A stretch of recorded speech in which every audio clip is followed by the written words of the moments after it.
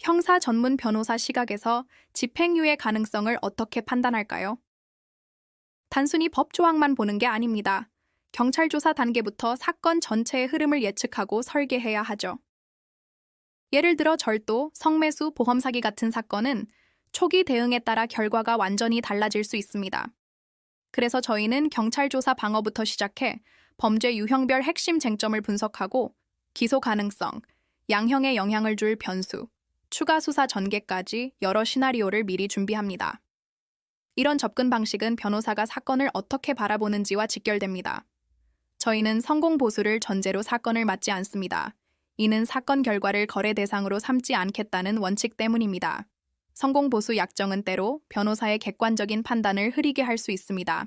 저희는 수사 초기부터 재판까지 오직 의뢰인에게 가장 유리한 방향이 무엇인지에만 집중하며 독립적으로 판단하고 책임감 있게 대응합니다.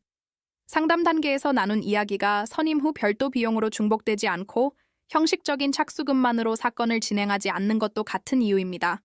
이런 종합적인 접근은 형사 사건에만 국한되지 않습니다. 민사 사건에서는 단순히 소송을 제기하는 것을 넘어 채권 추심이나 강제 집행까지 고려해 실질적으로 돈을 돌려받을 수 있는지를 먼저 따집니다.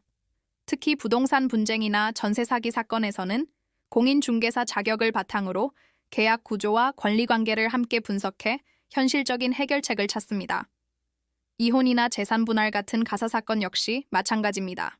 당장의 감정적인 대응보다는 나중에 발생할 수 있는 분쟁까지 미리 막을 수 있도록 장기적인 관점에서 설계를 진행합니다. 출입국 비자 문제와 형사 사건이 얽혀 있거나 행정소송과 민사 절차를 동시에 진행해야 하는 복잡한 경우도 많습니다. 저희는 이런 사건들을 별개로 보지 않고 하나의 큰 흐름으로 파악해 종합적인 해결책을 제시합니다. 상담부터 조사, 재판, 집행까지 모든 과정을 변호사가 직접 챙기고 전국 어디든 사건을 진행하며 의뢰인과 직접 소통하는 것을 원칙으로 합니다. 2014년 개소 이후 사건 처리와 관련해 어떤 분쟁도 없었던 것은 결과를 과장하지 않고 현실적인 대응에 집중해온 덕분입니다.